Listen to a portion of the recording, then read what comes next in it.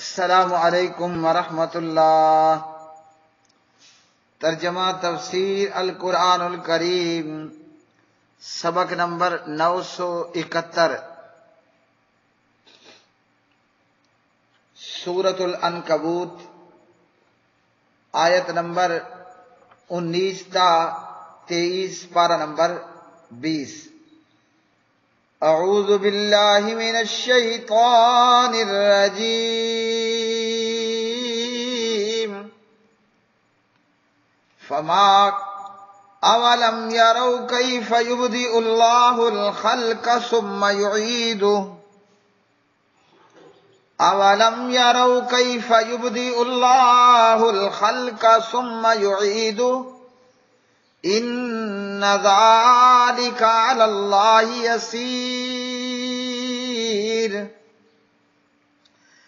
قل سیروا فی الارض فانظروا کیف بدأ الخلق ثم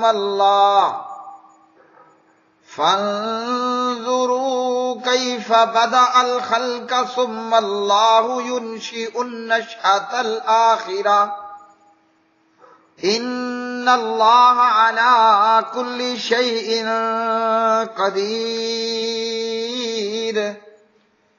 یعذب من یشاء ویرحم من یشاء وإلیہ تقلبون۔ وما انتم بمعجزین فی الارض ولا فی السماء وما لکم من دون اللہ من ولی ولا نصیر۔ والذین کفروا بآیات اللہ ولقائہ اولئک یئسوا من رحمتی واولئک لهم عذاب علیم۔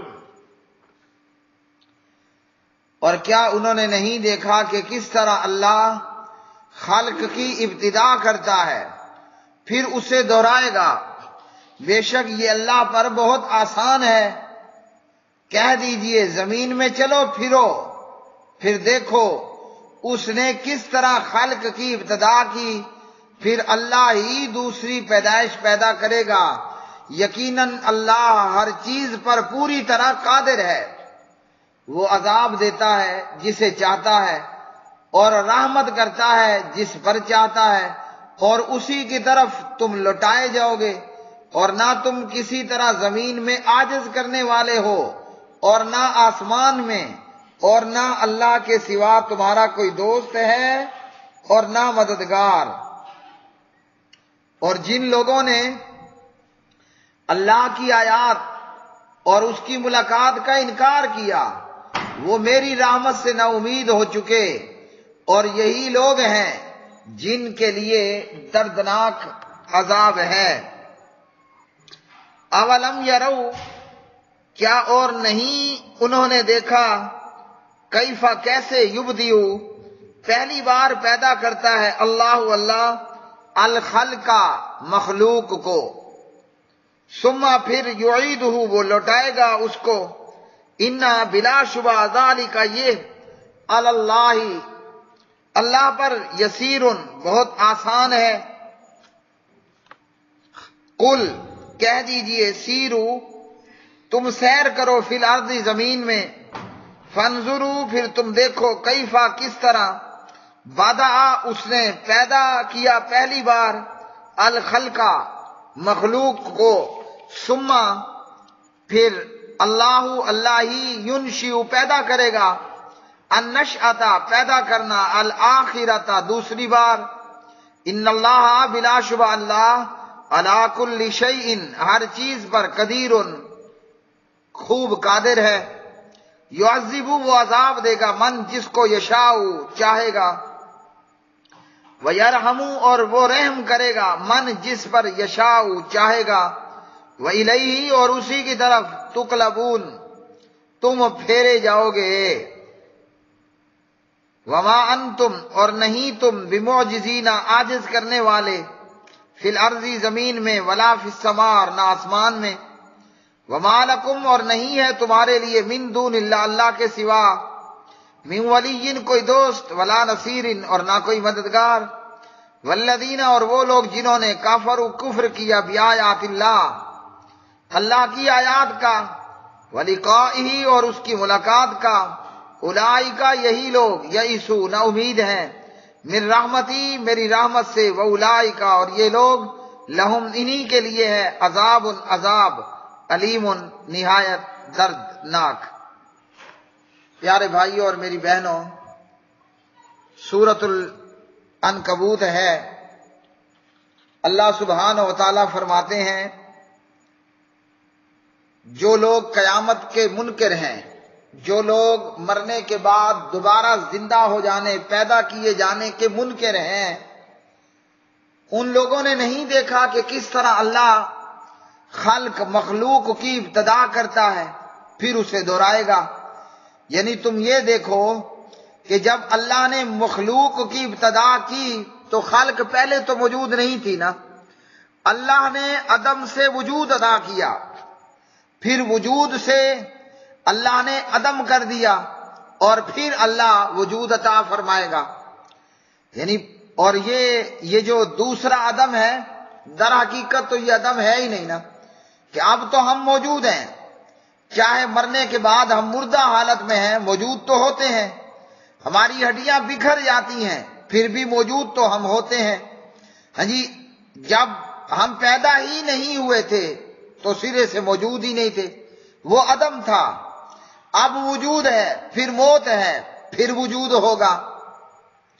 تو جب ایک چیز سرے سے موجود ہی نہیں تھی اللہ نے اس کی ابتدا کر دی، جب عدم سے اور نہ موجود ہونے سے اللہ نے پیدا کیا اور وجود عطا فرمایا، تو اس پروردگار کے لیے کیا مشکل ہے کہ وہ اس مردے کو، اس بکھری ہوئی ہڈیوں کو جمع کرے اور دوبارہ اسے زندگی عطا کرے، جو اتنا عظیم ہے کہ بغیر کسی سیمپل اور بغیر کسی مثال کے اللہ نے عدم سے وجود عطا کر دیا۔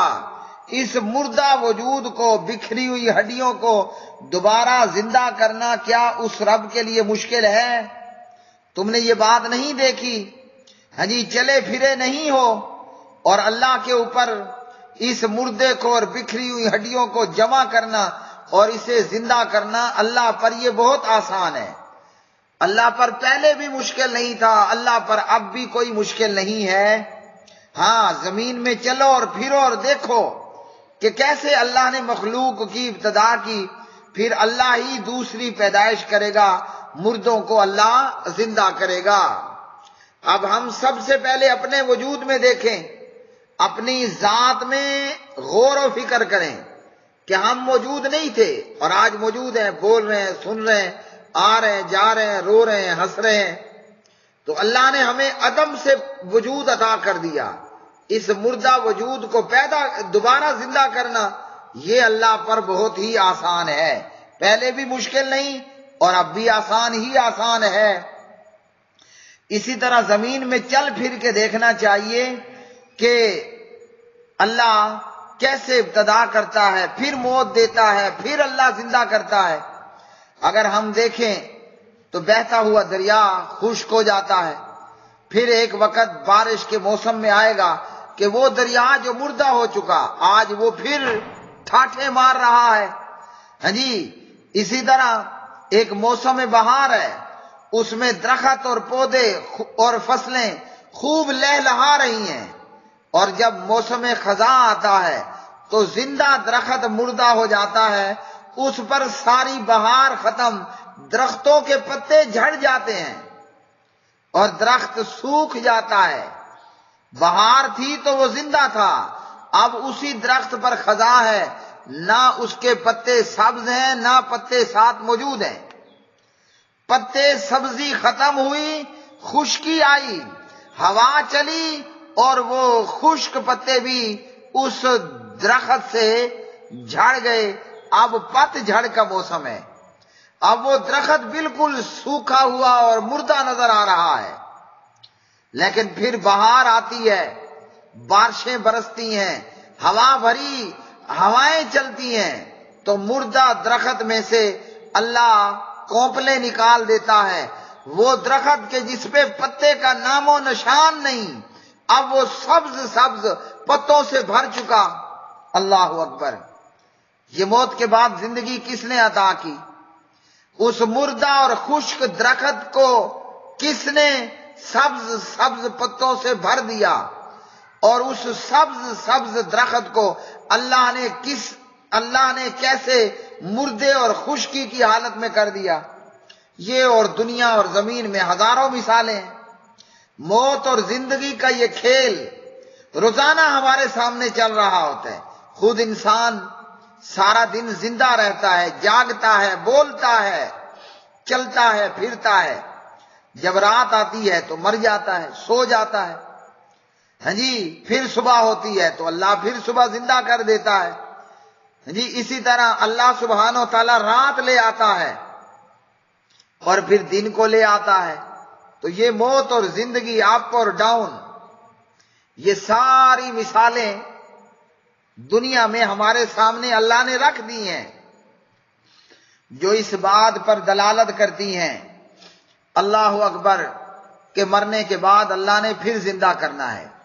مرغی زندہ ہے، انڈا مردہ ہے، انڈا مردہ ہے، چوزا زندہ ہے، اللہ اکبر۔ منی کا قطرہ وہ بظاہراً مردہ ہے، اس میں سے جیتا جاگتا اللہ انسان پیدا کر دیتا ہے، ہاں جی، تو یہ مردہ انڈے سے زندہ چوزا کس نے نکالا؟ اور زندہ مرغی میں سے مردہ انڈا کس نے نکالا؟ اللہ اکبر! یہ تمام باتیں اللہ نے دنیا میں ہمارے لیے رکھ دی ہیں۔ ان فی خلق السماوات والارض لآیات لأولی الالباب۔ سمجھ تب آئے گی کہ جب کھوپڑی میں عقل ہوگا، کھوپڑی میں بھیجا ہوگا، بھوسا اور گوبر نہیں ہوگا، عقل کی مت نہ ماری ہوئی ہونا، تو اللہ سبحانہ و تعالیٰ بھی ہم دیکھ سکتے ہیں، پہچان سکتے ہیں۔ موت کے بعد پھر زندہ ہونا، پھر پیدا ہونا، قیامت کے دن کا ہونا، یہ بھی ہم ایمان لا سکتے ہیں اگر اسی اللہ کی بنائی ہوئی کائنات کے اندر ہم غور و فکر کر لیں۔ کہا کہ فانظروا، ہاں جی، سیروا فی الارض فانظروا، زمین میں چلو اور دیکھو۔ اسی کائنات میں ہمیں غور و فکر کی دعوت دی گئی، اور بہت سارے ملحد اور بے ایمان اور کافر اور بہت سارے ایسے لوگ جنہوں نے ہر چیز سے انکار کیا، لیکن جب سیروا فی الارض فانظروا ہوا، وہ زمین میں چلے اور ادھر ادھر دیکھا، کائنات میں غور و فکر کیا، تو وہ مان گئے اور پہچان گئے اور مجبور ہو گئے۔ اشہد ان لا الہ الا اللہ واشہد ان محمدا عبدہ ورسولہ۔ وہ ایک مائی کا واقعہ بیان کیا جاتا ہے کہ مائی نے ساری زندگی چرخہ چلایا، چرخے پر دھاگا بنایا۔ کسی نے پوچھا پوری زندگی چرخہ ہی چلاتی رہی یا کائنات بنانے والے کو بھی پہچانا؟ کہا کہ میں نے اسی چرخے سے اللہ کو پہچانا ہے، اللہ کو پایا ہے۔ کیسے؟ یہ چرخہ میرے چلائے نہیں چلتا، اور اگر اس چرخے کو میرے ساتھ ایک اور بھی چلائے تو بھی یہ نہیں چلتا، کام پھر بھی نہیں ہوگا۔ اگر دو مل کر چلائیں گے تو دھاگا نہیں بنے گا، یا مخالف چلائیں گے یا اس کی سپیڈ بڑھا دیں گے تو تب بھی دھاگا نہیں بنے گا، اور اگر کوئی چلانے والا نہ ہو تو یہ چرخہ چلتا ہی کوئی نہیں ہے۔ آج کی دنیا میں ہم دیکھ لیں، بندے کا ہاتھ ہو یا ساتھ میں موٹر ہو، کوئی چلائے گا تو چرخہ چلے گا نا، پھیتا تب ہی پھرے گا کہ جب اس پھیتے اور چرخے کو کوئی چلانے والا ہوا۔ تو وہ بوڑھی مائی کہنے لگی کہ یہ کائنات بھی اپنے آپ نہیں بنی، اسے کوئی بنانے والا بھی ہے اور چلانے والا بھی ہے، اور وہ ہے اللہ وحدہ لا شریک۔ فرمایا زمین میں چلو پھرو، دیکھو، کائنات میں غور و فکر کرو۔ ہاں جی، تو جب کائنات میں ہم غور و فکر کریں گے، اللہ کو بھی پہچان لیں گے اور قیامت پر بھی ایمان لے آئیں گے، اور مرنے کے بعد دوبارہ زندہ ہونے پر بھی ایمان لے آئیں گے۔ اچھا، پھر اللہ وہ علی کل شیء قدیر ہے، ہر چیز پر پوری قدرت رکھنے والا ہے۔ ہاں جی، جب مشرکین مکہ بھی اللہ کو مانتے تھے، جب مانتے ہو تو اللہ بے اختیار اور مجبور تو نہیں ہے نا، پھر وہ اللہ کیسا ہوا کہ جو بے اختیار ہو اور مجبور ہو اور لاچار ہو؟ جب ہے تو وہ ہر چیز پر پوری قدرت رکھنے والا ہے۔ ہاں جی، اللہ کے لیے کوئی مشکل نہیں ہے کہ وہ کیسے مردوں کو زندہ کرے گا۔ یہ آیات یہاں سے آیت نمبر 19 سے لے کر آیت نمبر 23 تک اس کا یہ ہے کہ یہ اللہ سبحانہ و تعالیٰ کا فرمان ہے اور اللہ قریش کے کافروں سے مخاطب ہے، یا ابراہیم علیہ السلام کا کلام ہے کہ وہ اپنی قوم کو مرنے کے بعد زندہ ہونے کے دلائل دے رہے ہیں کہ مرنے کے بعد قیامت بھی ہے، جنت بھی ہے، جہنم بھی ہے، پھر زندہ ہونا ہے۔ اور اگر ابراہیم علیہ السلام کا کلام ہو تو ان کی قوم کے لیے بھی بنتا ہے اور دیش کے کافروں کے لیے بھی، اور ہر قیامت کے منکر کے لیے بھی۔ اللہ سبحانہ و تعالیٰ فرماتے ہیں اللہ عذاب دیتا ہے جسے چاہتا ہے، وہ اللہ عذاب دیتا ہے جسے چاہتا ہے، اور جس پر چاہتا ہے رحمت کرتا ہے، تم اسی کی طرف ہی لوٹائے جاؤ گے۔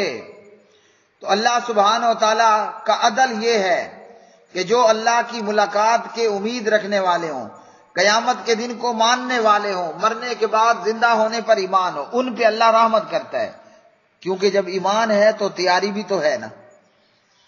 تو جس کا ایمان نہ ہو اس کی تیاری نہیں ہوگی، جس کی تیاری نہیں ہوگی اس کو عذاب ہوگا، سزا ہوگی۔ اور اللہ سبحانہ و تعالیٰ نے فرمایا کہ تم زمین میں اللہ کو عاجز کرنے والے بھی نہیں اور آسمان میں بھی، یعنی ایسا نہیں ہو سکتا کہ قیامت ہو اور کوئی اللہ کی پکڑ سے باہر ہو، اللہ کی پکڑ سے بھی کوئی باہر نہیں جا سکتا۔ امید رکھنے والے مومنوں کے لیے رحمت، انکار کرنے والے نا امید ہونے والوں کے لیے اللہ سبحانہ و تعالیٰ کا عذاب، اور ان کافروں اور نا امید ہونے والوں کے لیے دردناک عذاب۔ وہ عذاب کی صورت میں ہوگا، جہنم کی صورت میں ہوگا۔ جو قیامت کو مانتا ہے وہ قیامت کی تیاری بھی کرتا ہے، اور جو قیامت کو نہیں مانتا اس نے تیاری بھی کوئی نہیں کرنی۔ تو جس نے مان لیا، تیاری کر لی، اس کے لیے تو جنت ہے۔ جس نے قیامت کا انکار کر دیا، تیاری بھی کوئی نہیں کی ہے، ظاہری بات ہے، اس کے لیے عذاب علیم ہے، جہنم کا عذاب ہے۔ وآخر دعوانا الحمدللہ رب العالمین۔